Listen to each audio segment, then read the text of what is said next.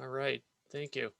Okay, well, thank you everyone for coming. This is the third translational epidemiology seminar in our department and the last for this academic year. So it's fitting that we have the august Dr. George Davey Smith offering today's talk, and it's my pleasure to introduce him. Dr. Smith is a professor of clinical epidemiology and the director of the Integrative Epidemiology Unit at the University of Bristol. He is the former editor-in-chief of the International Journal of Epidemiology and a pioneer of Mendelian randomization methods, and has written several commentaries on epi methods and our field. I strongly recommend his article in the American Journal of Epidemiology entitled Postmodern Epidemiology: When Methods Meet Matter. According to his official biography, he was a member of the noise terrorism outfit Scum Auxiliary in the early 1980s. Since artistic and commercial success eluded them, he's had to earn his living working as an epidemiologist in the provinces. So we are very delighted to have Dr. Smith present this last translational epi seminar, and we're very grateful he can join us today and deliver this talk. So I'll turn the mic over to you, Dr. Smith. Yeah, thanks very much for the introduction. Can't move my slides. It's a bit. Oh yeah. So I'm going to run through 100 years of history of epidemiology, and hopefully come to some conclusions about what might be useful in the future of epidemiology. So as epidemiology entered the 20th century, it entered with the post-germ theory years of success, with vaccinations being introduced, with methods for controlling infections like typhoid and cholera, with public health interventions existing. And perhaps symbolically, the suicide of von Pettenkofer in 1901 marked the entry of this century as a sort of last miasmicist who held out against germ theory.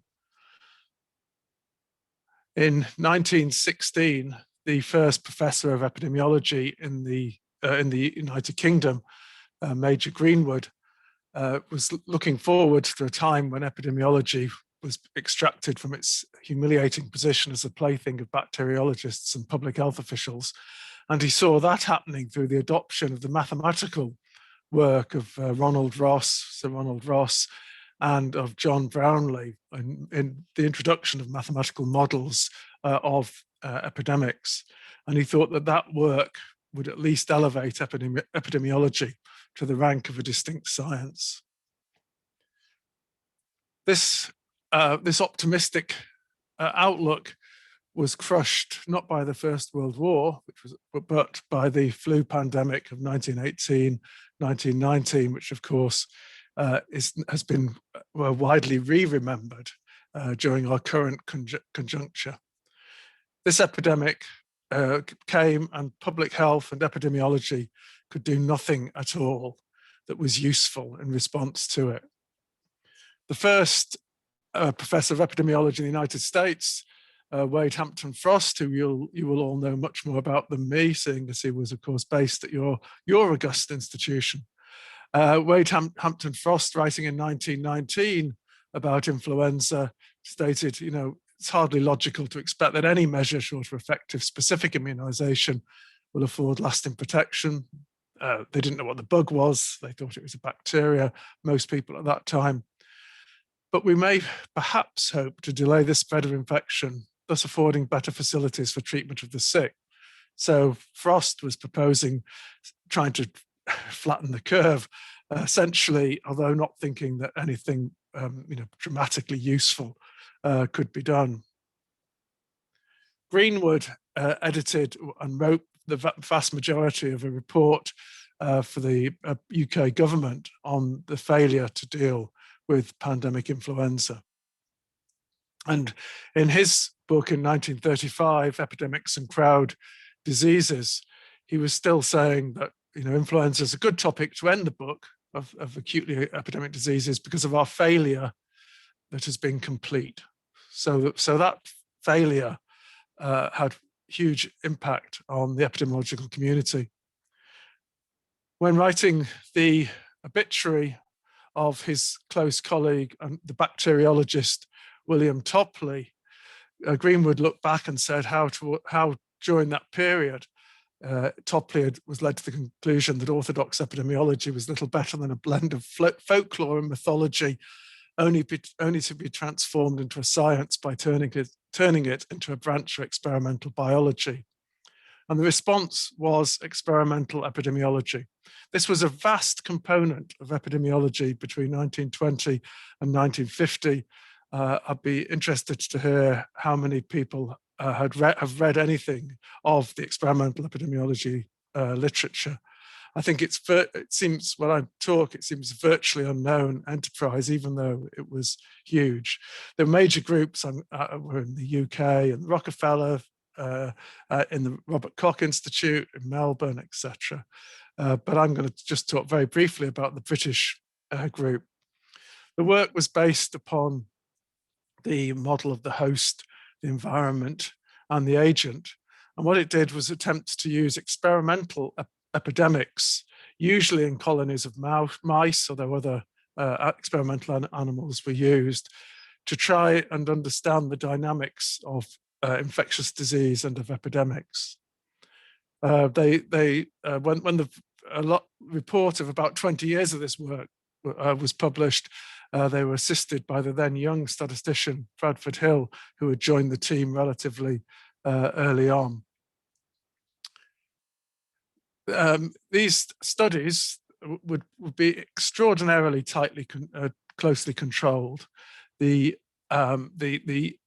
Being the UK, they would clean the cages that these mice lived in every day except Sunday. They would be steam cleaned every day to try to make sure that there was no residua were lying around which could lead to secondary infections. And they'd put in barriers to try and stop any form of aerial transmission of infectious agents, etc. The basic models were you would start off with a colony of mice, some of them would die, and you would introduce susceptible mice through to keep the population going. So they would have control conditions just to see how mice did, what their life expectancy was, as a basis to examine what happened when they introduced an infected mouse. They would then introduce an infected mouse, and they would see if an epidemic arose. And then the animals were autopsied to see if they had actually died of the infection or they died of other reasons. If they hadn't been eaten, some of them were eaten before they could autopsy them. They would then try to study the effect of natural acquired immunity by introducing the mice who'd had prior exposure but had survived the infection, and to see how they fared in this situation. And they also would introduce mice who had been vaccinated to look at how artificial immunity influenced the response. They've studied a whole variety of infections, but ectromelia, being mousepox, is one that I will focus on. When they reported their findings, and the findings from the other groups across the world were rather similar, the major finding really was the huge interstudy variation, that even in these control conditions, when they thought things were being as tightly controlled as possible, there was very large variation in what was seen.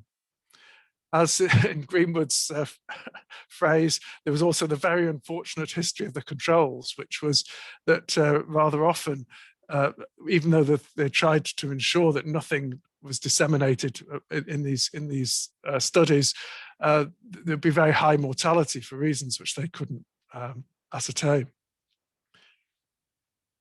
A major conclusion about infectious disease of all types really was that the infectious dose, the amount of the infecting substance which occurred at the time the mice were infected, was a major determinant of their response and their likelihood of mortality. They showed with mousepox that attenuated live virus immunization was protective, but that the immunized animals would still carry and spread, but could still carry and spread virus.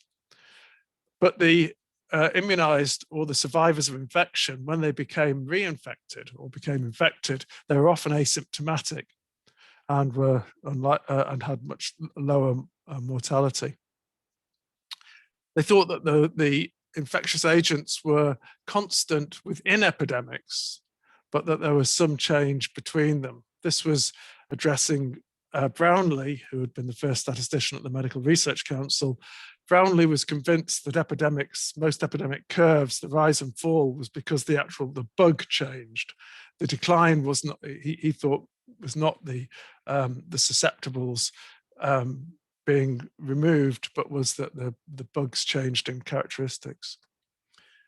And they demonstrated that pre-existing immunity accommodates the changing type of the infective agent. Those are specific conclusions, but Greenwood also came to sort of ontological conclusions, if you like. He discussed in detail how you can't observe counterfactuals, how for any given colony of mice, you unfortunately can't use precisely the same colony for more than one experiment. And he discussed the problem of making causal inferences in that situation. And he discussed the important contribution of what you can't even hope to measure, which he linked to the underappreciated role of chance. Discussing how these mice respond, he talked about the biological side of infection. So the result of injecting a fixed dose of bacteria, so you injected exactly the same amount into the stomach of a mouse, may well vary according to the reaction of the gastric juice at the moment of injection, the interval since the last meal, the rate of emptying of the stomach, and so on. It may vary according to the temporary conditions of the blood plasma or leukocytes, according to the rate of lymph flow, according to the number of and state of activity of the reticular endothelial cells and the sinuses through which the bacteria happen to pass, and so on ad infinitum. So here he's saying you've got no hope in hell of measuring these characteristics to try to understand what actually happens to the individual mice and then build a model upward. Greenwood, throughout his writings, focused on the properties of groups and said that they were often, in fact, usually different from the sum of the properties of the individuals or even the subgroups making up the group. And these studies were massive. Greenwood talked about how 1,000 mice is a large sample of mice if you're studying an individual biometric measurement. But in experimental epidemiology, it's not an individual, but a group, which is the unit. And the 1,000 individuals may provide us with only one group observation to make, which required many months of study. In the 20 years of our works, perhaps hundreds of thousands of mice have been sacrificed. The sample of group observations reassembled was, statistically speaking, a small sample. So there was definitely an air that these studies hadn't quite come up with the answers that were hoped, even though they'd come up obviously with useful information. The first textbook of epidemiology that we would recognize today as a textbook was by the public health physician and infectious disease expert, Claire Oswald Stalibras, who worked in Liverpool, called The Principles of Epidemiology, published in 1931. It's an extraordinary book. I mean, it starts with history, but then it goes on to a long chapter on statistics, on statistical methods. And Stalibras says that epidemiology is based largely on the study of statistics, but then goes through the biology of infectious disease, the way in which immunity comes and goes, the ecology essentially of immunity. And finishes on a discussion of experimental epidemiology, 50-page chapter on that, showing its importance at the time, and then with ways of utilizing this information for trying to control disease in populations. Wade Hampton Frost, working in your institution, when discussing epidemiology, said, that at that time he wrote in his beautiful long article, long chapter, epidemiology. He talks about how the term can be applied to diseases such as scurvy, which were not considered to be infectious, but not to those the so-called constitutional diseases such as arteriosclerosis and nephritis. And in his terminology, he was restricting epidemiology essentially to specific infections. The transitional diseases, if you like, for epidemiology to becoming chronic disease epidemiology were tuberculosis, which of course Frost wrote about incisively, looking at something which sort of looked like a chronic disease. Acute infection wasn't what was normally being observed, except in young children. And of course, Frost raised the possibility that tuberculosis in its final stages reflected infection that had occurred decades or more ago. And cancer was investigated, and of course, with the germ theory being preeminent, infectious agents were considered to be potential and likely causes of cancer at this time, in this period. And Anderson Gray McKendrick, a true genius whose name might now be slightly better recognized because he was the co-author with Kermack and the senior author of these whole set of papers introducing deterministic modeling in infectious disease. He had actually prior to that introduced stochastic models. He looked at household distributions of cholera and cancer to see whether there was evidence of a transmissible factor underlying cancer. The last period has seen a beautiful validation, if you like, of McKendrick's hypotheses about regarding the stochastic nature of epidemics. These are data from 40,000 sequences of SARS-CoV-2 in the UK. Obviously, the sample is not random, and you have to sort of reconstruct lineages, which will not be complete lineages, but it shows precisely what McKendrick hypothesized, which was that many outbreaks, when an agent is being transmitted, will just die out, because even though on average there might be 3 people infected, for many of these that won't happen, and so the lineages will die out, except once you get beyond a certain number, the lineages will of course burst, and that's what you see with this U-shaped curve of transmission lineage size. Now, the transition to chronic, what became called non-communicable disease epidemiology, one key moment in that was the first textbook of non-communicable disease epidemiology, which is Jerry Morris's brilliant Uses of Epidemiology, which, with typical modesty, he said in the introduction, shouldn't have such a grand title. It should just be called Some Aspects of Non-Communicable Disease Epidemiology. The scope of epidemiology was obviously being broadened in terms of a focus on non-communicable disease, which was, of course, becoming a much greater and greater proportion of human morbidity and mortality at the time. But it was being expanded to being things methods which could be applied to looking at the workings of the health service as an exposure, considering both individual and group levels of disease, identifying syndromes, things which go together, and most importantly, in the search for causes when the cause wasn't a bug plus something else. So this was what he put forward. He started with history, and so he looked at he looked at mortality trends in Britain, showed this big difference between the recent trends at the time, 1957, between males and females. And by the incredibly simple, it showed that that coronary heart disease and peptic ulcer and lung cancer were increasing. And by the very simple thing of removing the coronary heart disease and cancer of the lung from the mortality statistics, he showed that the male and female trends would basically be the same if it were not for the huge male excess of coronary heart disease and lung cancer, which were things which could be thought of as epidemic at that time.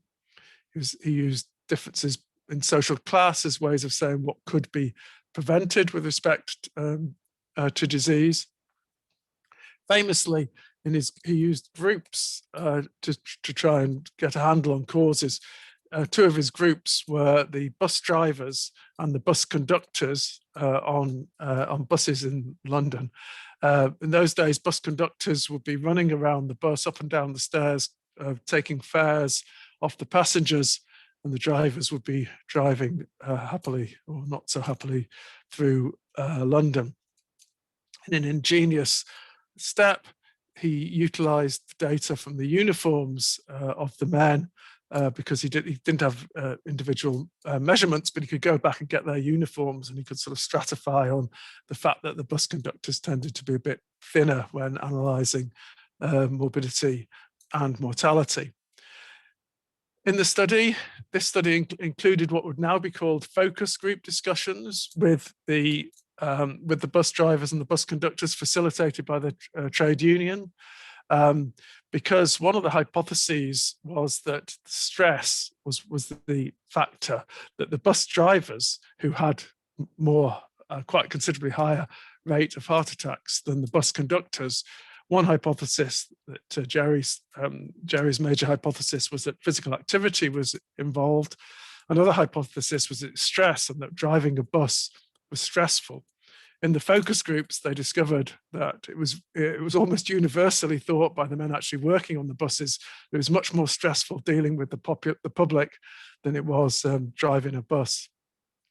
And in 1966, with the brilliant statistician Martin Gardner, was one of the first uses ever of what became known as multiple logistic regression, even though it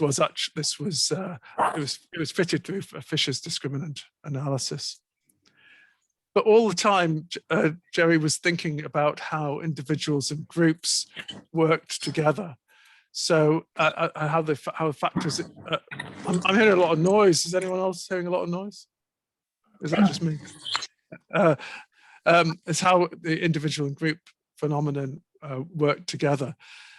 So here he looked at the accident rate in mines and looked at the size of the mines, mine workers, and he demonstrated that there's a smaller number of workers in a mine, the accident rate was lower. And he hypothesized that when people actually had personal knowledge of the other workers, then mutual care would be taken, and that was reflected in the accidental accident rate.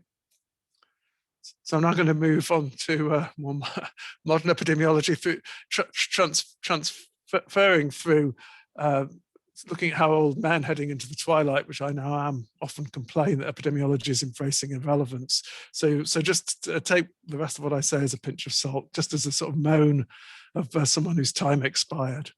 So here's Murphy saying that multivariate analyses produced nothing from an etiological and ontological standpoint, no insights whatsoever. Raoul Stallone's saying that the continuing concern for methods would do credit to a Talmudic scholar and threatens at times to bury all that's good and beautiful in epidemiology. And Abram Lilienfeld, also from your August Institute, saying that we are now training technocrats. Now, the transformational moment, I guess, in epidemiology came from Boston, firstly in the work of Olli Miettinen, but then in Ken Rothman, who's of course culminated in his book Modern Epidemiology. So Rothman started defining these terms that just again and again and again, defining terms and approaches in ways that hadn't been done in epidemiology in this formal way before. He was working on the epidemiology of head and neck cancer and elsewhere, and he formalized his notions of synergy and antagonism and interactions in cause and effect relationships, and he coined this term biologic interaction, which was basically interaction above was effects above the additive scale, but given this wonderful name, biologic, was going to provide clues to the behavior of the causal mechanisms involved. That's my copy of Modern Epidemiology. It was expensive, so I borrowed Dave Leon's copy and photocopied it. But that's obviously the first edition, which is just filled with notes. I learned a huge amount from it. Diana Petiti, writing in 1988, carried on the complaints, however, about how there's less and less evidence of scientific creativity in epidemiology, more striking deficits in the understanding of biology. And we've got to think back at how biological epidemiology had been in the infectious disease period, and that the epidemiological literature was an archive of the results of information derived from mechanical applications of multivariate analysis. Jerry Morris wrote a letter into the Journal of Epidemiology and Community Health saying about that he had a high regard for modern epidemiology, teaching himself to a refresher course on it. But he thought, as a guide to modern epidemiology, the book had limitations, that students would have no understanding of history, and also that the data have to come from populations. They have to be inevitably derived from studies of populations and groups as the unit. The epidemiology focused on the group as the unit, rather than seeing them purely as aggregation of individuals with their various attributes. The centerpiece, in a way, of the causal model in modern epidemiology came from Rothman's earlier paper, the causal pies, as everyone will know, these notions of there being many different sets of sufficient causes which could lead to disease, and the notion that it's our ignorance of these hidden causal components. In our ignorance, the best we can do in assessing risk is to assign the average value to everyone exposed to a given pattern of known causal risk factors, i.e. saying that we give people a group level of risk. But as knowledge expands, the risk estimates assigned to individual people will approach one of the extreme values, 0 or unity. So here we have this just notion that it's just ignorance, that we can't actually classify people's risk better. This obviously would be music to the ears of people who like the notion of personalized medicine. I mean, there's a well-known paper in comment in Nature when Nicholas Shork says that because when one looks at use of statins, because the sort of number needed to treat is so large, if only we could actually tell who was going to go on to get a heart attack, we'd only have to treat a tiny proportion of these people. We could have personalized treatment, which is of course the goal of personalized medicine, that you can make treatment much more efficient by focusing on individuals. But how plausible is that for true prediction? One way of thinking about this is to think about bilateral cancers, where you have two bilateral organs like kidneys. So we've got two kidneys. Each kidney has the same germline DNA. You eat a lot of fruit and veg, or you don't eat any. Each kidney is exposed to the circulating effects of that. You smoke or not, precisely the same. You drink a lot of alcohol or not, precisely the same. You jog or not, precisely the same. So you think that these two organs are perfectly matched. You couldn't get better matching of organs exposed to precisely the same thing. So what happens when you see that someone whose cancer has developed on one side? Well, what happens is they have a small elevation of risk of developing a second bilateral cancer, but they have been identically exposed. The same is seen for breast cancer, or for other bilateral, most other bilateral cancers. So, I mean, this does bring home the fact that there must be a large stochastic element, or at least at the level of what we know, in what leads to cancer developing, and that the attempt to say that we could actually come down to 0 or 1 is just against reality. And again, a sort of engagement with biology would be just the absolute expectation, because in clonal organisms, for example, these are clonal marble crayfish that have been in an aquarium where they're trying to keep the environments identical for all of them, they grow very differently, or clonal E. coli and the life expectancy, where you even, you homogenize the fluid to deal with any the excreta influencing themselves. So there's very good evidence of stochasticity. Now, going back to sort of Greenwood's notion about thinking of individual mice, let's think of Winnie here. This was a joyous newspaper headline. Winnie had been smoking for 93 years, and here she is lighting a fag off the cake off the candles on a 100th birthday cake, and she ain't quitting now. So so the personalized medicine idea is, if we just go back, sequence her genome, we'll find out some reasons why Winnie is still with us. Alternatively, you can think that when Winnie was age 60, maybe the postman knocked on the door at 11 a.m. She opened the door, gust of wind, she coughs up the hyperplastic cell. That's it. If the postman had come at 10:59 or 11:01, that wouldn't have happened. So rather, like all those lists of things, we can come up with just a list like ad infinitum, as Greenwood says for his mice. Precisely the same applies to humans. So let's have a thought experiment. I live in Bristol. Let's imagine that we take Bristol, and then Bath is about 15 miles away, very different city. It'd be quite easy to force everyone in Bristol to smoke 20 cigarettes a day. Banksy lives in Bristol, so there you go. But then we can imagine that no one in Bath smokes at all. Bath is posh, so no one smokes at all. So a police state is introduced, and no one is allowed to smoke at all in Bath. And in Bristol, you're not allowed to go to bed until you've had your 20 Capstan full strength, and your pack is empty. We follow up for 50 years.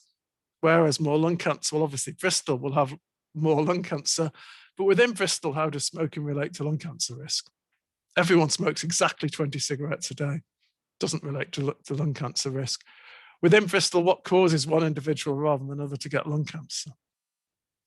One could start saying, germline genetics, although it hasn't been very successful in explaining, but that's rather unlikely that people in Bristol are going to be different, or some occupational exposures or whatever. We might as well think of many of these things as stochastic. Between Bristol and Bath, the huge difference in the rate of lung cancer is, of course, entirely attributed to smoking. So at a population level, an exposure may be responsible for nearly all the cases, but account for virtually none of the difference in risk between individuals within populations. And that insight and between individuals, chance may be a major factor in who gets disease. And that insight, of course, is from Geoffrey Rose in his brilliant 1985 paper and subsequent book, and his previous papers. That was the culmination on sick individuals and sick populations, which is highly recommended. I should have come to this conclusion on the role of chance. I think that we can either think of it as epistemological, just we can never know it, or ontological. It doesn't matter for all intents and purposes. It can be one or the other. It's irrelevant which it is. When in the mid-1980s, at the tail end of the massive miners' strike across Britain, my first grant that I got was for doing a anthropological study, ethnographic study of what people believed about the causes of heart disease in South Wales. And I wanted the respondents to say that heart disease was caused by Margaret Thatcher and capitalism. But what they actually told us was that basically it was constitutional, it was inherited, and it was luck. Fatal. It was just with the two things. At an individual level, between individuals, genes and chance have make a big difference.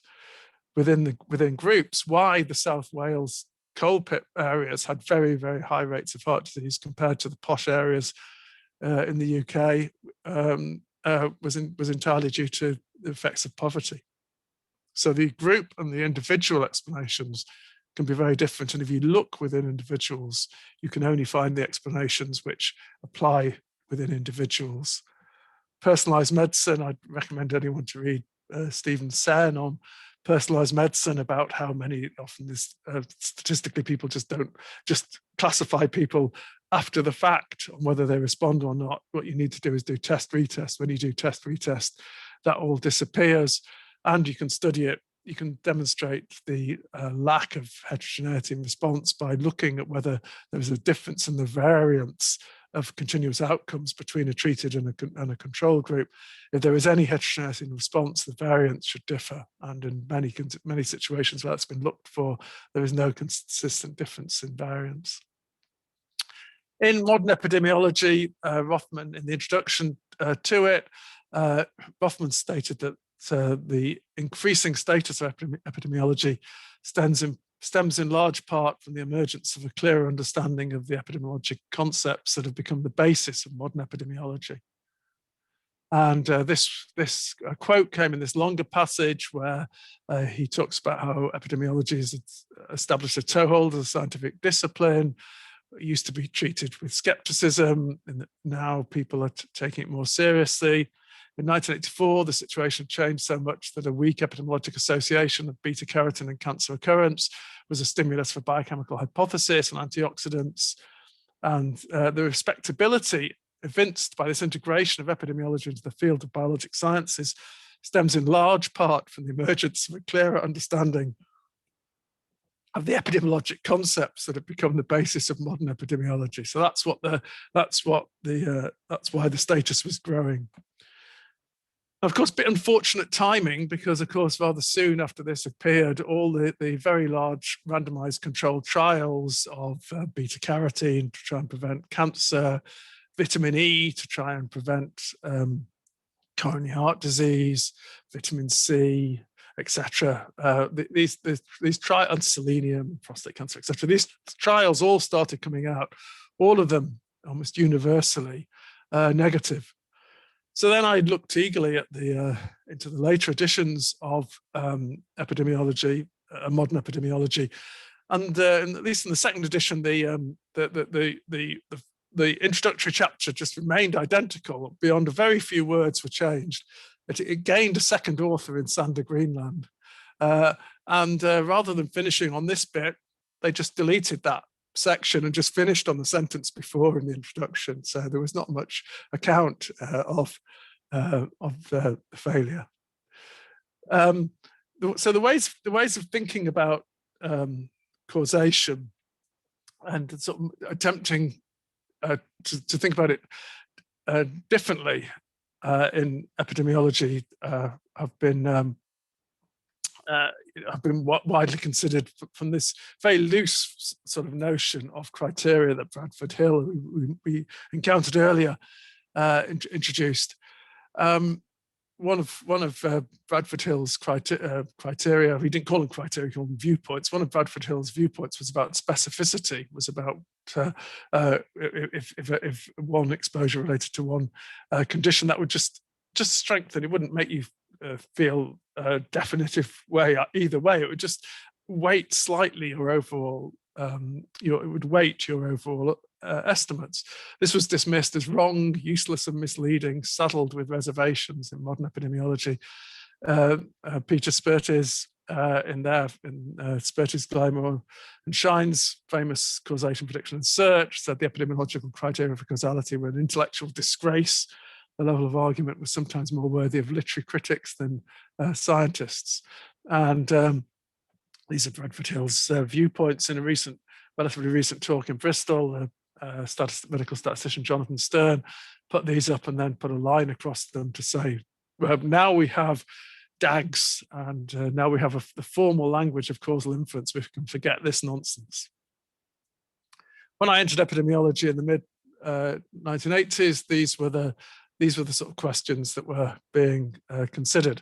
I put HDL cholesterol protective against coronary heart disease at the top because I started on, there's a study called the Caffili study, which had been set up with a twin study in Bristol, Speedwell, specifically to investigate the HDL cholesterol hypothesis, the notion that HDL cholesterol was good cholesterol. And it's been said that triglycerides only predicted coronary heart disease because they were confounded, if you like, by HDL cholesterol. with the statistician Andy Phillips, we looked at, we analysed British regional heart study data and replicated this general effect, which was that both triglycerides and HDL cholesterol in univariable analyses predicted positively and negatively coronary heart disease. When you mutually adjusted, the effect for HDL hardly changed, and that for triglycerides was abolished. That's just flipping it the right way up. We modelled the different degrees of measurement error because when taking blood samples in the early morning from mining communities, you would often see they would be cloudy, especially when people had many pints of Guinness the night before. You would actually be able to see the triglycerides,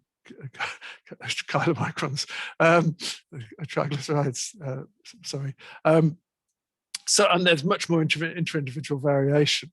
So we modeled intra-class correlation of 0.7 for triglycerides, 0.9 for HDL, and reran the analyses. Of course, taking a measurement error into account strengthens the association, and the mutually adjusted results were basically the same, similar direction, but you change the 0.7 to 0.6 and it flips. So HDL cholesterol, the HDL cholesterol effect attenuates, and the triglycerides appear more strongly associated. And then you change the 0.9 to 0.95 and it flips back. So it's rather difficult to make strong claims based on this. However, studies, including major pooling projects, have carried on and found the same results. This is a JAMA paper in 2009 showing HDL cholesterol is very robust effect, triglycerides weakens, and conclusions were the current findings suggest that therapy directed at HDL cholesterol as well as non-HDL cholesterol may generate substantial additional benefit. The only two study designs which don't find that HDL cholesterol is beneficial are a vast number of randomized controlled trials at the cost of billions of dollars, which have raised HDL cholesterol in a large number of different manner and show no benefit. And Mendelian randomization studies using genetic variants related to HDL cholesterol and triglycerides also suggest that there is no protective effect of HDL cholesterol or good cholesterol. Bradford-Hill criteria can be incorporated, or viewpoints can be incorporated into inference to the best explanation or triangulation of evidence models, where you look for different ways of estimating whether causal effects exist, and you take ways where all of which can be biased. Every method, including a randomized controlled trial, can be biased, but the biases will not relate to each other if you take some methods. So if you use a randomized controlled trial, there's reasons why randomized controlled trials can get the wrong answer. And if you do Mendelian randomization, this pleiotropy may exist, that might get a wrong answer. But there's no reason if one gets the wrong answer, the other one should get the wrong answer. And you can triangulate with many different methods, such as on smoking and low birth weight. One important thing going back to just the focus on groups, finally, is that population level data can be important. Here's Dolan Hill's lung cancer data. Jerry obviously showed that this fitted with population trends. If you look at the birth cohorts, the cohorts of when people started smoking, for men, it was birth cohorts around 1900. Smoking just went up because of the effect of the First World War. And then you look at for women, it's the Second World War. And for men, use the same birth cohort effects. You see the same effects for lung cancer mortality as you do for women. So they're the population data and the individual level data go together. Here's a study by, that includes one of the doyens of modern causal inference on attending religious services and mortality among women, published in JAMA. Interestingly, the effects on all-cause mortality is the same strength as is the effect of smoking. Dramatic effect, and you do the multivariable adjustments, which don't work. You do your multivariable adjustment, and you say you still get this very strong protection. This is attendance going to religious services. More religious services, the lower your mortality.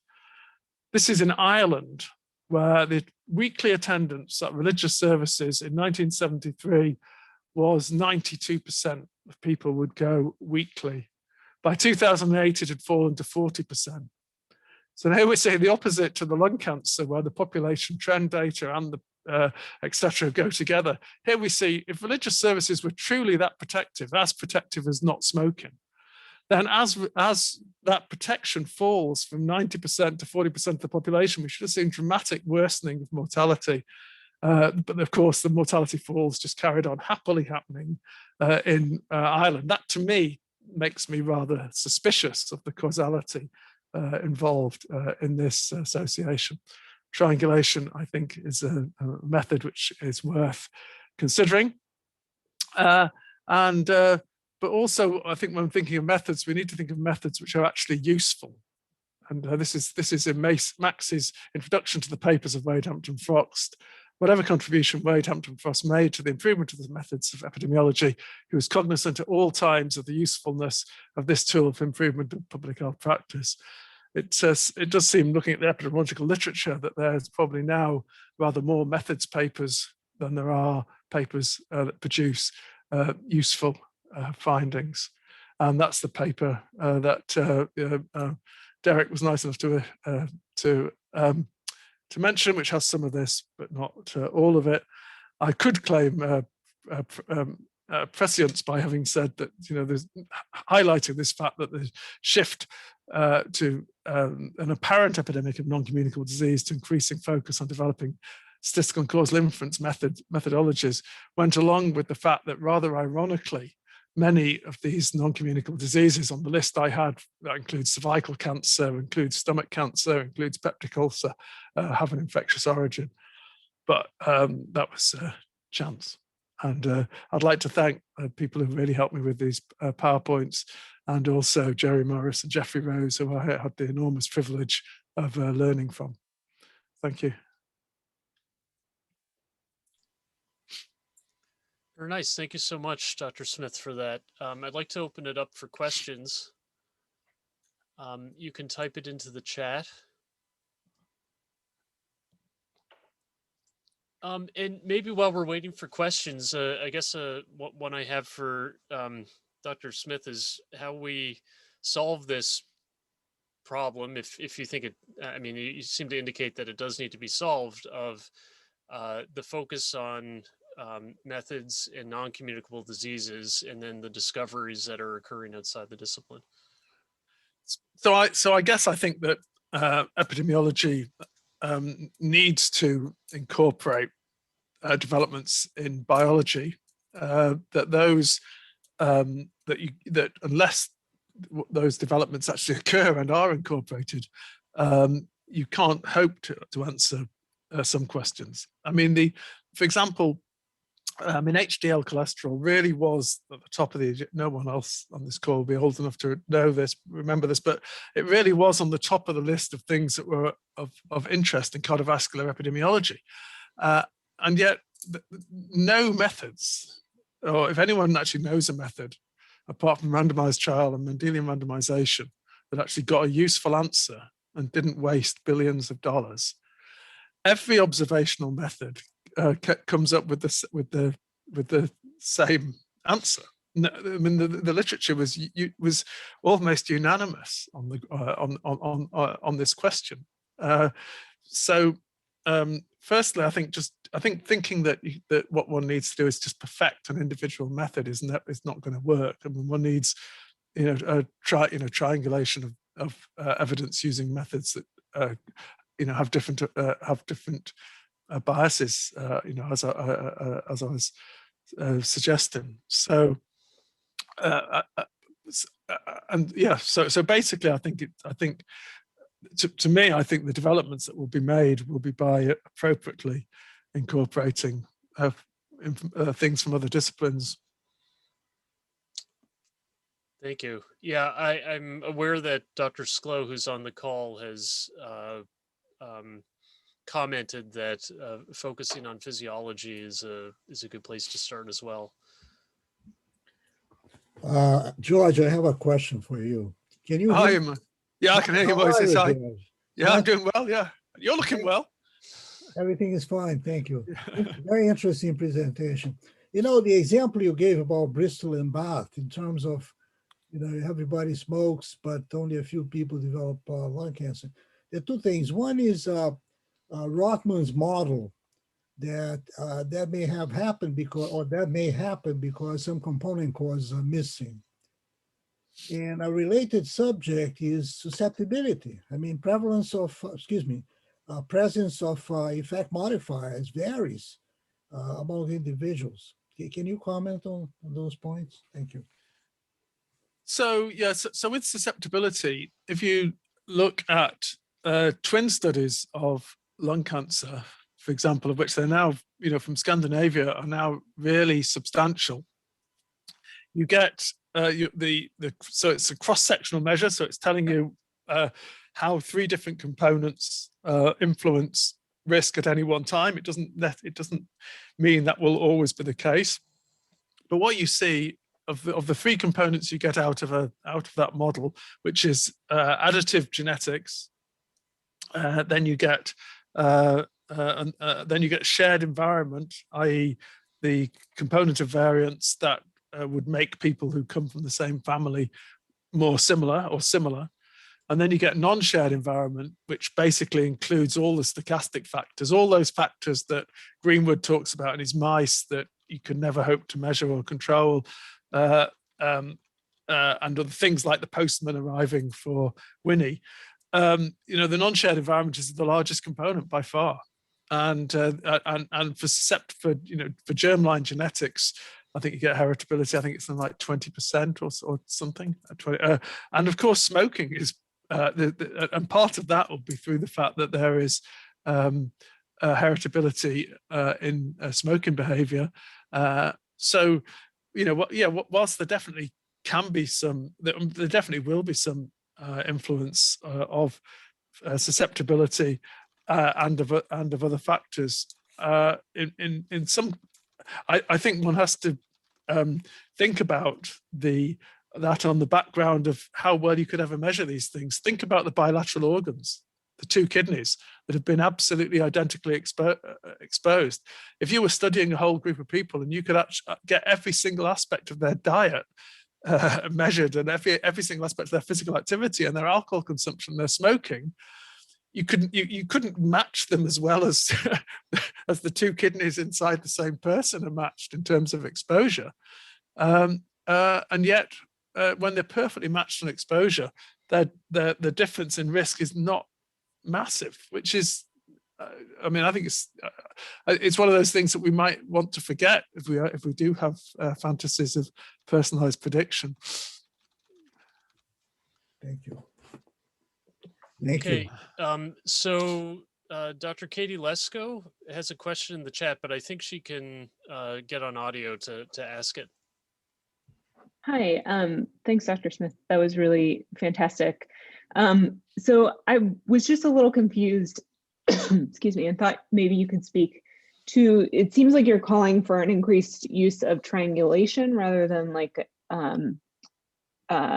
rather than a bunch of new methods, but those seem like they're maybe a little at odds with one another, since triangulation would rely on applying multiple different methods thoughtfully to the same problem, so that you're able to address the biases of one method with another method that makes complementary or other different assumptions. Yes, so I would say, so I would advocate, definitely advocate triangulation of using methods that make different assumptions, but that doesn't say that one shouldn't develop as new approaches, often through advances in other sciences, which include exposure science, for example. As different approaches become available, then those should definitely be included as part of that. I mean, obviously, well, not obviously, but I mean, I'm quite enthusiastic about Mendelian randomization as an approach that can be used in some situations, and one that didn't exist not that many years ago. So I think it is that it's the combination of approaches. But as I say, also I think some forms of exposure assessment can be improved, and doubtless other smart approaches will be developed. I think the methodology of actually combining evidence is also something which needs development, because it isn't just, I don't think, a quantitative issue. I mean, some methods will actually come out with with well-specified effect estimates for different exposures, and some will give you will give you some evidence as to whether it's likely that that exposure is involved in this disease, but not allows that sort of effect estimation.